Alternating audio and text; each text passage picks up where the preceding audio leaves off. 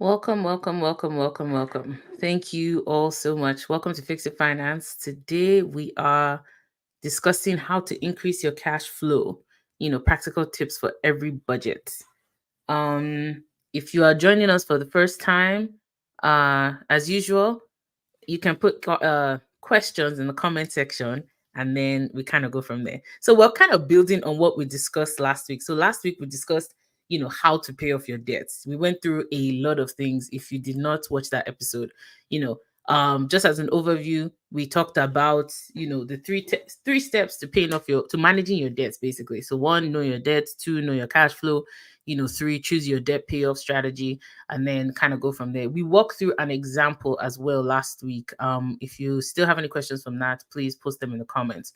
So today we're going to be discussing how to increase your cash flow. So last week when we talked about managing your debts, in our example, you saw how each for the family that we talked about, at the end of the day, they had free cash flow of X amount, right? And the only way to increase your free cash flow is to um either decrease your expenses or increase your income. Those are the only two ways. So increase what's coming in or decrease what's going out. So today we're going to be talking about how to increase your cash flow. So don't mistake cash flow with income. You understand? So cash flow is just that, the cash that is flowing.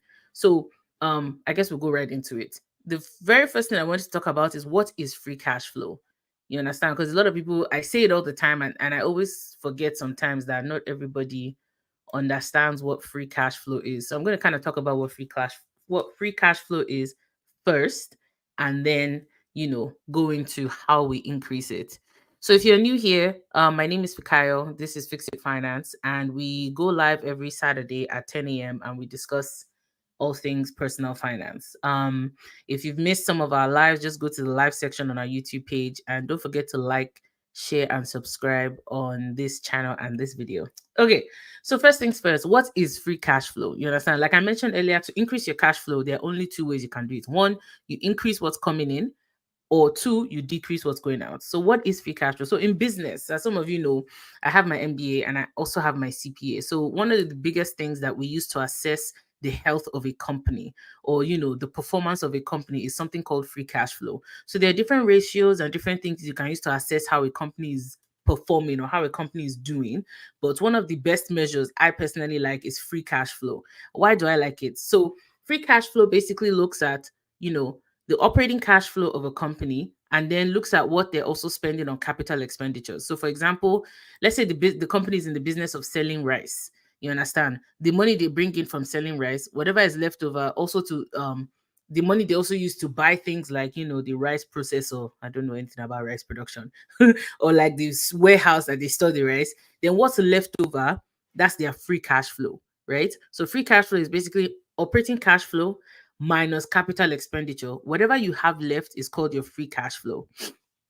So your operating cash flow, like I mentioned, is generated from your core business. So if you sell rice, if you sell beans, if you sell, you know, iPhones, for example, whatever it is that you sell, that's your core business. And then your capital expenditure is, your big things, your acquiring of like things like plant, property, equipment, your long-term assets. That's, capital expenditure. So CapEx for short.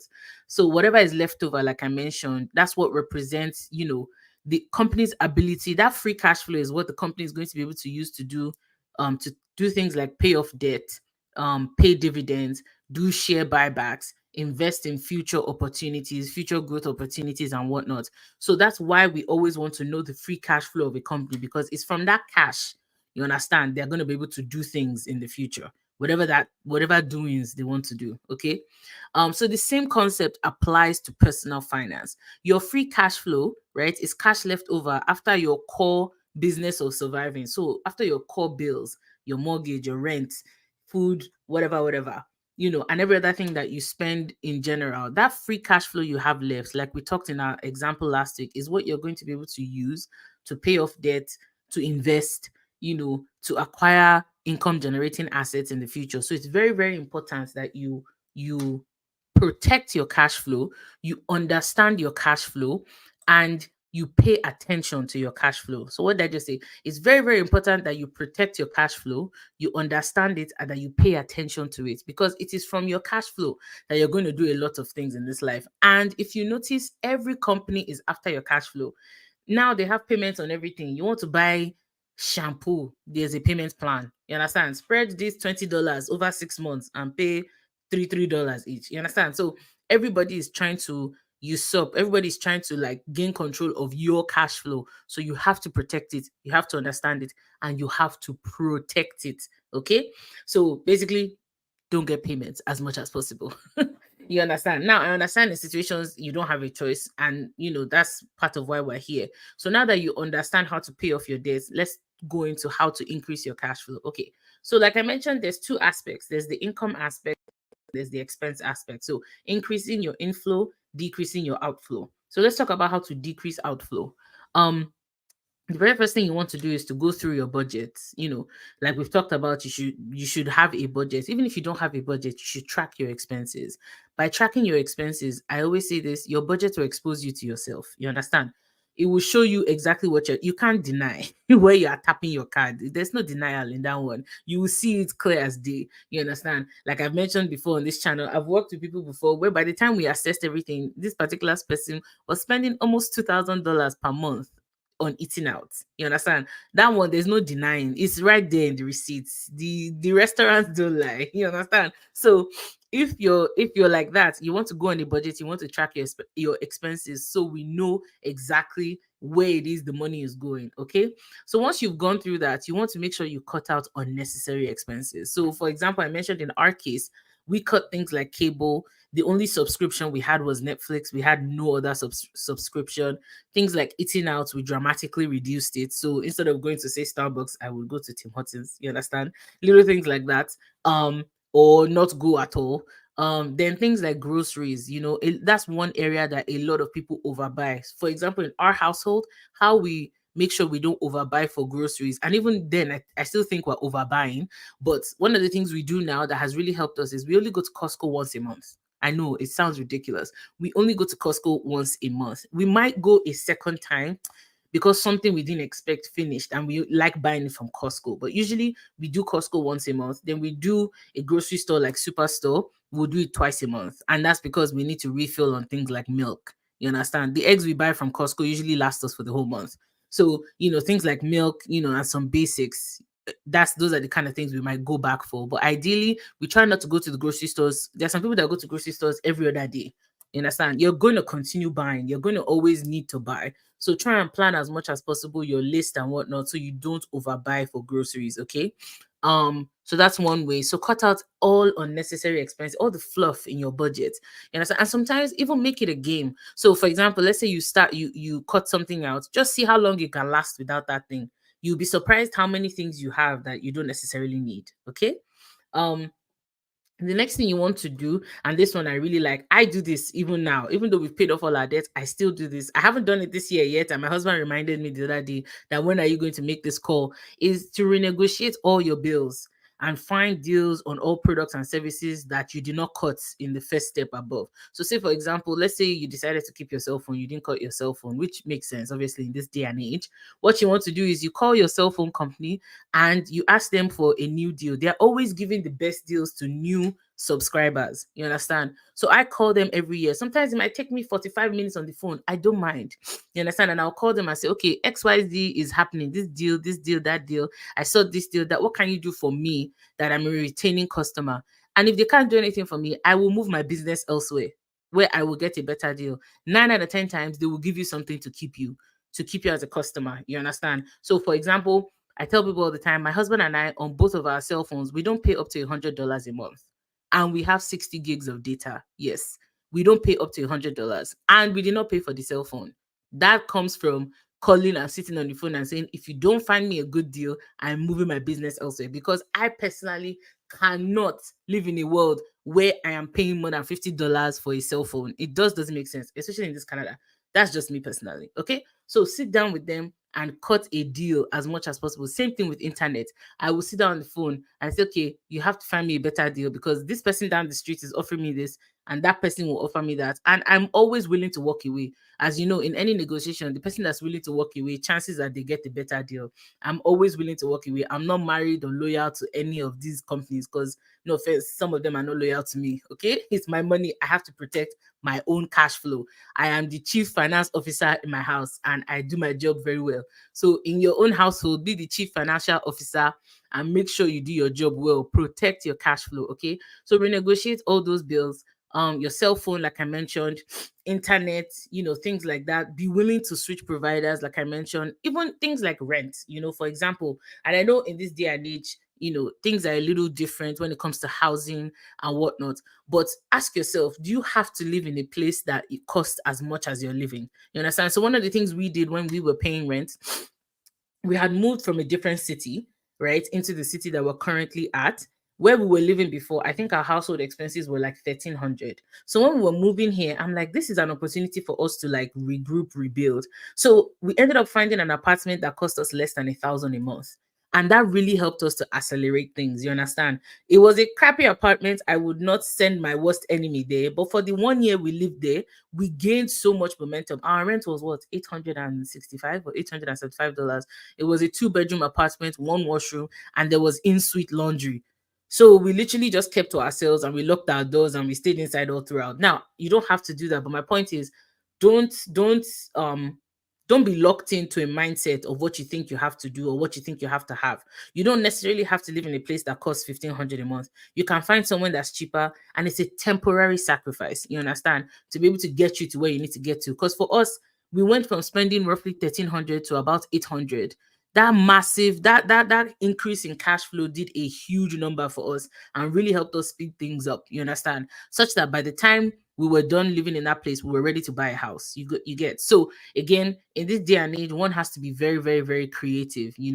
Um, um okay, I won't go into that, but let's continue in this section, and then if we have some time I might share a few stories. Okay, next thing I want to talk about is to refinance your loans. So if you currently have any loans, lines of credit, car, whatever, see if potentially, again, in this day and age, I understand interest rates have gone up. However, if you started with a really high interest rate to begin with, even though interest rates are high, if you renegotiate, it might actually be better for you. So I'll give you an example. When I bought my very, very, very, very first car, the interest rate that we were giving was 18%. You understand? It was roughly 18%, and it's because my credit was terrible. Okay, fast forward, what I did was the next year, the very next year, it wasn't even up to a year.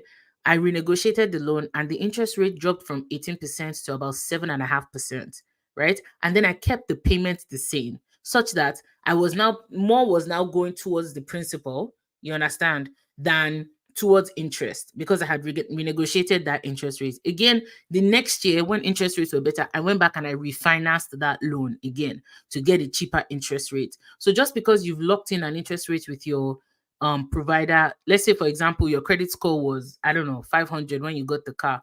A year later, you've worked on your credit is now 650. Go back and renegotiate that loan and get a better interest rate. Okay. Just because they offered you whatever percent today doesn't mean they will offer you a percentage tomorrow. Okay. So make and shop around. You don't have to go with the same loan provider. Okay. So if you have loans that can be renegotiated, things like cars, any other thing that you finance, I don't know, your lawnmower, your snowblower, whatever it is, things like that. Try and renegotiate those loans and see if you can get a better interest rate. And then that will really help your cash flow. Okay. The next thing is to review your insurance policies and coverage, right? So for example, one of the things we do, we bundle a lot of our insurance together, right? And we get a lot of savings that way. So with our current provider, we have, property as well as auto with them, as well as things like identity theft insurance and all that with them. Okay. And then we also use the discount provided by my alma mater. So sorry, my professional association. So because I'm a CPA, I get a certain discount through this particular provider. So check if you graduated from a school in Canada, use those discounts to your advantage. Don't go with an insurance provider that will not accept your school, for example, as a discount. You understand? So a lot of people, if you graduated from a school in Canada, chances are TD Canada would have a very good insurance, what do you call it? Insurance, what's the word? Very good insurance quote for you. You understand? So make sure you shop around. Shop around for your insurance policies, your life insurance, your vehicle insurance, your home insurance, your identity theft insurance, your health insurance, whatever it is type of insurance that you're paying for out of pocket. Shop around and see who can give you a better deal. Again, without going cheap on coverage. You understand? So what you're trying to do is to get best coverage but for the best price. Okay, shop around. Don't just take the best thing, the first thing that they give you. You understand? So, for example, each year, I don't know if you guys have noticed. I personally have noticed everything has gone up when it comes to insurance. It's quite ridiculous. But I will still pick up the phone and ask them for, okay, what's going on here? Did you apply my discount? Did you do this? Did you do that? And once you have that conversation, you'll be able to know if you could potentially find some savings there. So don't just take the first offer that's offered to you. Okay, use your discounts. If you graduated from your school here, if you're part of a professional organization, find out what sort of benefits they have. You know, a lot of them will advertise to you, if you get life insurance through us, it's going to be cheaper here. So try and look into those things. If you're a dentist, if you're a doctor, if you're an engineer, if you're a nurse, if you're a healthcare aide, whatever it is, look for all those things whereby there are discounts for your profession. You understand? So for example, through my CPA designation, one of the things that they offer, and it was something I just read recently, was that they offer what do you call it, counseling and therapy sessions. You understand? So some of you know I lost my dad, and as well, now I have a child. I'm in postpartum period and whatnot, and I really wanted to talk to someone just to kind of get myself, just to be checked and just have someone to talk to, in now that I was at home and I was not free because I'm doing work full time, taking care of a human being. But I just wanted to make sure things were good. And through my professional organization, I was able to get that for free. I didn't have to pay anything out of pocket. You understand? So that's what I'm saying. Look into those things and try and find ways you can potentially save on things that you need through that. You understand? The next thing I wanted to talk about is to switch to a no-fee checking account. There are so many options these days. Well, simple, EQ, but there's so many options. Find, if you're still paying for someone like me, I personally pay for my bank account, and that's because I want to have at least one brick and mortar bank, and it's for different reasons, from business to professional association, blah blah blah. There's a reason why. But if you don't have those kind of reasons, you really should not be paying for a bank account in 2024. You understand? There's so many free ones online that will even pay you interest on top. For example, World Simple Cash, right now they're paying about 4% interest. This is not an ad. I am not associated with them in any way. However, if they want to be associated, come and talk to me. I'm a fan. um they have a bank account, a cash account, for example, and they also have a joint cash account. So my husband and I have a joint cash account, so both of us can see what's happening in there, and it's earning about 4% interest. You understand? So that's money that if you sat that in the same if you sat that same amount of money in a regular bank, you will make 25 cents per month. You understand? So you want to look into things like that. Switch your bank accounts. Just don't be married to any bank, especially if the bank has done nothing for you. Just because you've been there 10 years doesn't mean you have to continue banking with them. Okay. um Oh, this one I like. Wait until holidays and like blowout sales to make big purchases. This is one thing me and my husband we do, and we do it well. I can't lie. So, for example, let's say we say, okay, we need a new TV. No problem. We take our time. One in a rush. We will monitor Costco, Best Buy, whoever else, and I will be watching all of them until I see the very Amazon. I'll be watching all of them. Then I'll wait Easter holiday. I'll see the kind of sales all of them are having. I'll see the kind of, you understand. So, for example, when we bought our house, we knew we were gonna buy a house, right? So what we did was we waited until Boxing Day sales to buy all our furniture. We had been shopping since like October. We were just looking at everybody, looking at everybody. There were no deals, no deals, no deals. And then Boxing Day came and we bought everything once. You understand? So that's what I'm saying. Like, wait for holidays and blowout sales and all those things. Amazon Prime Day, whatever you're doing, just wait for those type of seasons before you make big purchases. You understand? So, for example, we were looking for a new couch recently because our couch right now, we both hate it. And we didn't want to spend the money. So we've been wanting to buy this couch for almost a year and a half. We just finally bought it last month during Easter sales at one of the big store providers. You understand? So we don't make big purchases, or like we wait. We always watch it and we wait and then we strike. You understand? So that's another way to help with your cash flow when it comes to expenses. I talked about this already. You know, in terms of limiting grocery shopping so that you're not overbuying. This one here again might be kind of obvious. Don't sign up for any new products or services that you know will steal your free cash flow. I mentioned it earlier. You understand? As much as possible, avoid payments wherever possible. Pay cash where possible. You understand? So, for example, I mentioned we just got a new couch.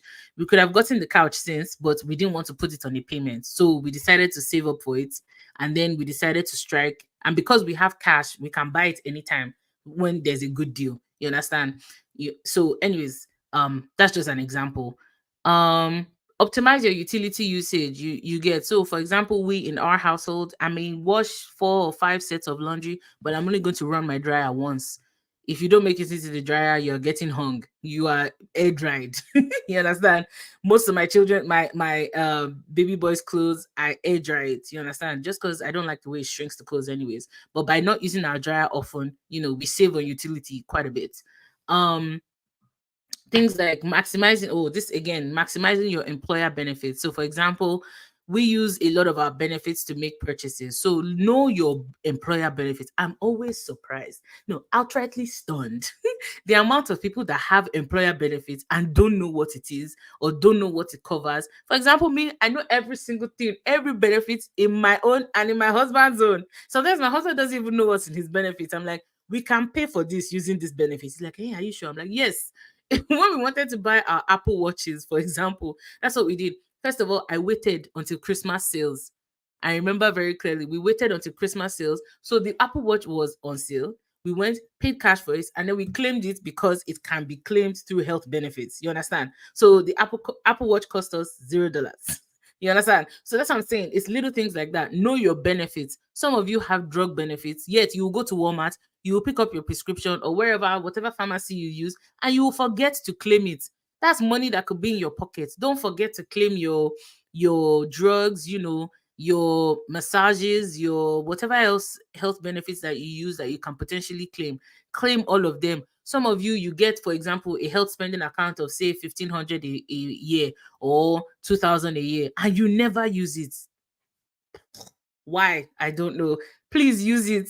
And there's so many things you can use it for, especially in 2024. A lot of companies are switching, instead of just health spending accounts, they're switching to wellness spending accounts. So you can use it for everything from facials to buying gas in your car to therapy to, gym memberships, whatever it is, you can use it for. So make sure you use those benefits as much as possible. You buy a new laptop, your company has a laptop purchasing plan, yet you will not go through the company because you don't want them to, know that you bought a laptop. That, please don't dull yourself in 2024.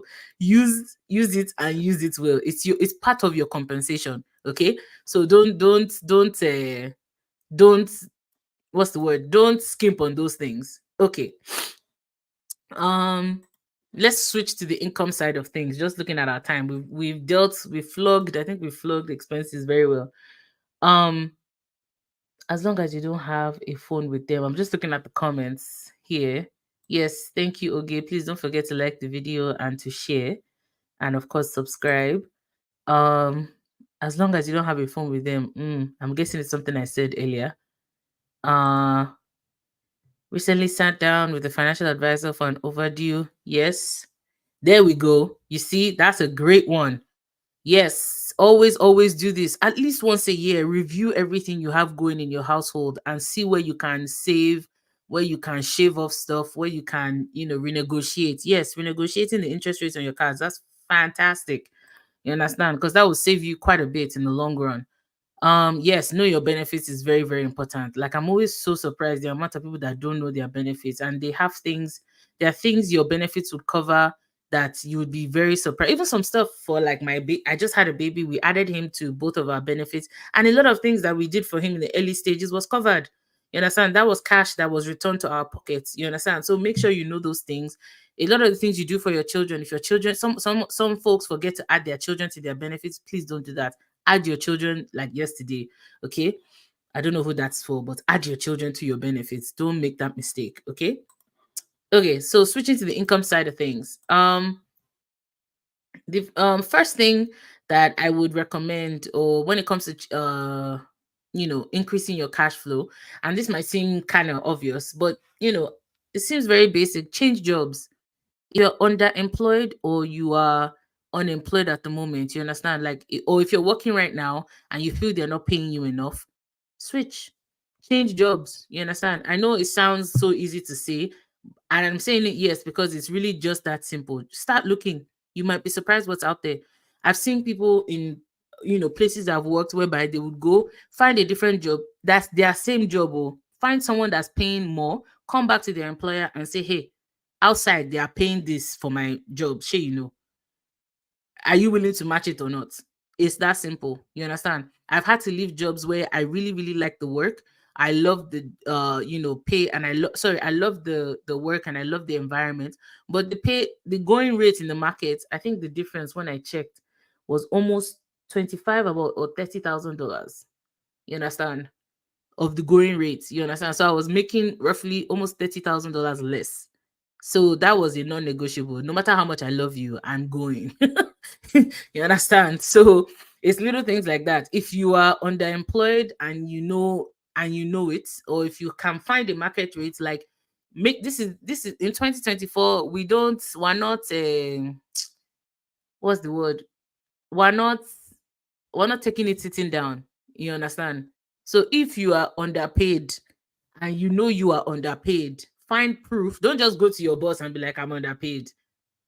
If you are like, keep records of what it is you're doing, and you're doing it well, you're meeting or exceeding expectation, and the going rate is higher. You understand? Like, especially, and choose if you want to stay or not. But anyways, that's my first, and my first, what do you call it, as much as possible, my first recommendation: change jobs. If you know for a fact you can be getting paid better, change jobs. You understand?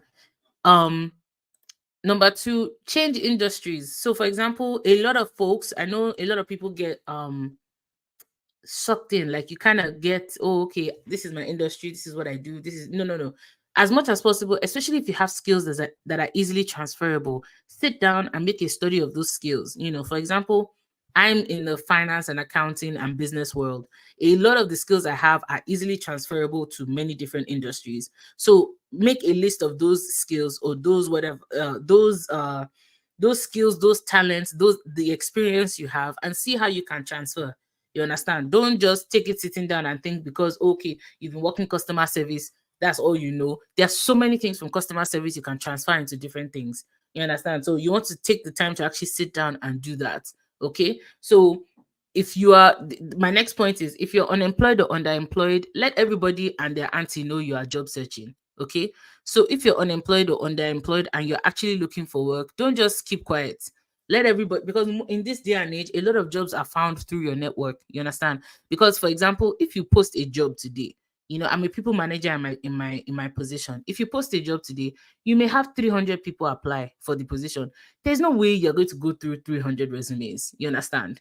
Right? And that's small. Oh. There are companies where if you post a job today, 50,000 people, if Apple posted a job right now, I can assure you at least 50,000 people will apply. Now, how would you separate yourself from the stack? Like, from the 50,000 people, you understand? So let your network know that you're job searching. My very first job when I was fresh out of university, let me tell you how I got it. So I had moved to a new city, which was Calgary at the time, and I didn't know anybody. I only knew my roommate at the time. That was the only person I knew in the entire city. So I started going to church. So everybody in church knew I was job searching. Every Sunday, I would announce it. Excuse me, I'm looking for. I asked around. I asked the pastor for all the accountants in the church. You understand? Because I had graduated with a business degree, and I knew I wanted to pursue accounting. And I would just tell them every Sunday, I'm looking for work. Oh, if you know of anything. I'm fresh out of school. I graduated with a business degree, and I want to get my CPA. At the time, it was CMA. You understand? So everybody knew I was job searching. So by the time I actually got my job, it was someone, funny enough, someone I didn't even know at the time was an accountant, but he knew of me through other people that I was talking to, and he had seen my work ethic, in the church office when I was working, and he offered me a job without an interview. Safe. You understand? And that was how I got my first job. So, oh, if you're underemployed or if you're underemployed or unemployed, let everybody know you are job searching. If you're trying to change industries, let everybody know you're trying to do that. You'd be surprised who would have you in the back of their mind and who would actually remember you when that time comes. Okay? So don't be shy. Don't have any fear of rejection or fear of the worst thing that will happen is they can't help you. The best thing that will happen is they can actually help you and you will get the job. Okay. The next thing when it comes to the income side of things is, so that's if you're working, right? The next thing is to sell unused items as much as possible. I was going through my house the other day and I was just looking at a lot of the things I bought that I'm not using, and I've started listing them on Facebook Marketplace. You understand? Even if I'm going to need it in 3 years, I'll sell it now, then I'll buy it again in 3 years. You understand? But sell unused items. List everything on Facebook Marketplace or wherever. Anything you've bought that you're not using, like take, especially if it's good quality, sell it online. There are people making so much money. Just, you know what they do? Some people, in fact, I was discussing with someone the other day. Or was it someone that was telling me? I don't remember. I think it was someone that was telling me how, a couple that started, what they'll do is they'll buy stuff on marketplace, refurbish it, and resell it. And they made almost $1 million from that. Now, if can you make $1 million? I'm sure you can. You just have to obviously put in the time and effort to be able to do that. But we're not even looking for $1 million. Just give us 50. Let's start from somewhere. You understand? Let us start from somewhere. All the things in your house you're not using, sell it. All the things in your house your children are not using, sell it. Go to a consignment store, go to Value Village, they'll buy it from you. Go to, there's a store, there are different children's stores, for example, that will buy children's stuff that you're no longer using that are good quality and resell them. You understand? One, it declutters your house, which is a good thing. And then two, you're able to raise some funds to be able to pay off the debt or pay off, invest, whatever it is you want to use with your free cash flow. Okay.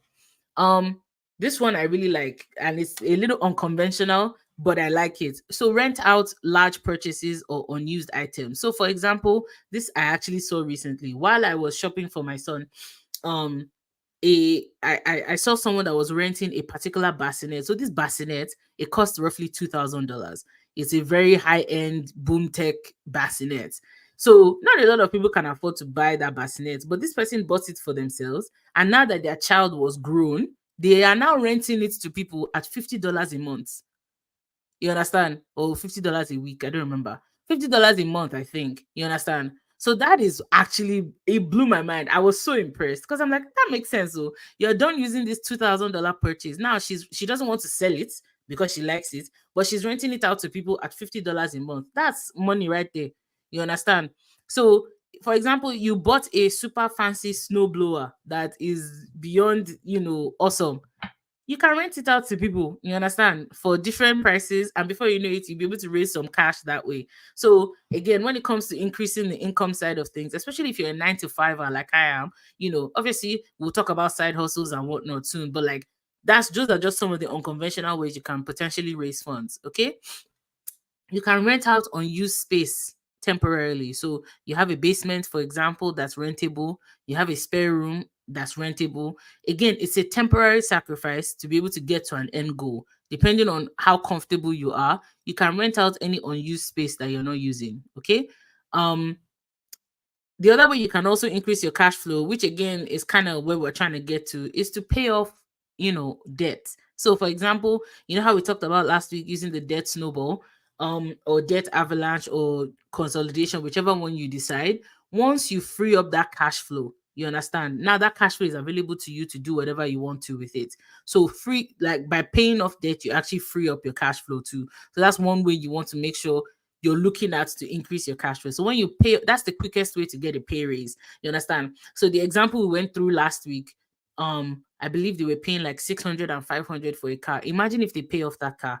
That's $1,100 they just found in their budget as room. Okay. So that's part of why you want to make sure you quickly pay off debt so you can free up your cash flow, because the whole point is to increase your free cash flow.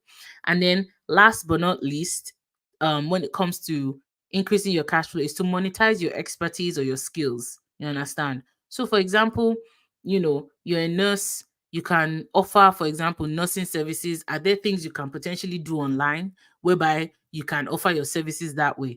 Is there places you can teach, you understand, where you can teach some of the skills and expertise you have?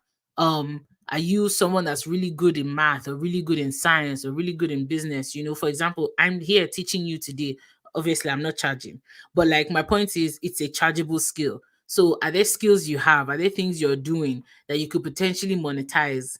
Any expertise you have. For example, you're a really good puff puff maker. You know, do a master class on puff puff making and teach some of us that don't know how to make puff puff. You understand? It's little things like that. Are you really good when it comes to making hair? So take that, use that, and then turn it into something you can marketize. You understand? Yes, like Michael is saying, monetizing your financial advice. Yes, for now, for me, this is me giving it out for free because I love you guys and I really want everybody to win. Um, okay. Yes, monetizing your financial advice. For example, in 2024, so in 2024, we're not green for anybody. No, see, don't green for anybody in 2024, especially if they're after your cash flow. Because that's the biggest thing. Everybody just wants your money. Everybody and their auntie wants your money. Okay. Okay, saying once upon a child. Yes, that's true. Once upon a child, and they're in different cities across Canada. They will buy fairly used kids' clothes from you. But it's something. Exactly. It's something. Um, yeah, so that's basically where we're going to wrap up today. Wow, time flies when you're having fun. It's already 10:35. How? Okay.